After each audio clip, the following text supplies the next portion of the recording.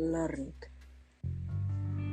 As I got older, I learned not to have any expectations. Managing expectation is hard if you have them in the first place, but managing what doesn't exist, what needs neither attention nor care nor focus, totally makes sense. How can you manage what's not there? You can't. That's why you end up worry-free, trouble-free, happier, and more fulfilled.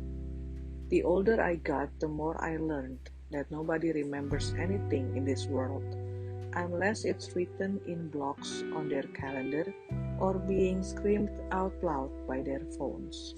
Nobody remembers birthdays or anniversaries or memorial days anymore. Years and decades blend into each other seamlessly. It's hard to say which date belongs to which event eventually. We can only rely on our own memory to reminisce the past, the long forgotten paths, the ups and downs we all face in this fleeting life, the tragedy and comedy presenting themselves every step of the way. The older everybody got, the sooner I learned that relationship and friendship are temporary, even the ones pledged upon blood and heart, like marriage or family or camaraderie. Even when it takes death as the most extreme separation, one can only remember when it happens and not what happens afterwards. We remember death and the wake and the funeral, but the grief is gone once we're out of the door, once we meet our fellow living humans. The sad pain and sadness disappear without a trace, even the glimpse of the carnation or the color of the tent which protects the mourners from the bright and blinding midday sun. I learned to expect none, to wait for none, to stay on my feet, getting ready for the next big thing the world will offer me. The older I got, the more I learned that I became less wise as I keep counting on people when I know exactly when, how, and why they will disappoint me, betray my trust, and rip my chest and head open to get the last thing I treasure with all I am.